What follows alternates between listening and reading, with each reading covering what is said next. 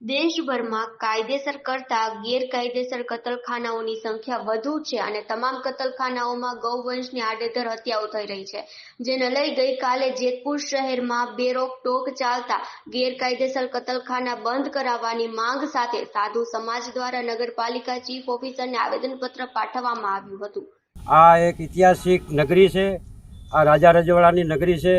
यहाँ સનાતન ધર્મના અનેકો મંદિરો છે, જ્યાં કેરાળેશ્વર મહાદેવ અને આપણે સ્વામિનારાયણ મંદિર હોય અને ઘણા આપણા દશનામ ગોસ્વામી સમાજના સાધુ સંતો મહંતો અખાડાના સંતો આપણે આ જેતપુર શહેરની અંદર જ્યાં ત્યાં જે કતલખાના ચાલી રહ્યા છે, માંસ મટન વેચાઈ રહ્યું છે, એના માટે અમારા દશનામ ગોસ્વામી સમાજના સંતો મંતો તેમનો વિરોધ કરે છે અને આ તાત્કાલિકના ધોરણે આને બંધ કરવામાં આવે। અને અમે નગરપાલિકામાં પણ જાણ કરી હતી, પણ તે લોકોએ કોઈ પગલાં લીધા નથી।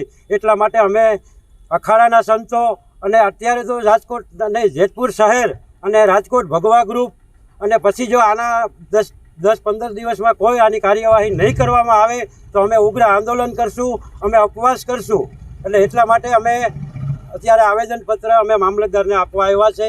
જેતપુર શહેરમાં ભગવા રંગ ભોલેનાથ રાજકોટ જિલ્લા સાધુ સમાજ દ્વારા કતલખાના બંધ કરાવવા નગરપાલિકા ચીફ ઓફિસરને આવેદનપત્ર પાઠવ્યું હતું અને જણાવ્યું હતું કે જેતપુરમાં વડાલી ચોક, ચાપરાજપુર રોડ, ખીરસરા રોડ, સામાકાંઠા વિસ્તાર, રબારિકા રોડ, નવાગઢ રોડ સહિતના વિસ્તારોમાં જાહેરમાં કતલખાના ધમધમી રહ્યા છે, જેનાથી સાધુ સમાજ રોષે ભરાયેલું છે।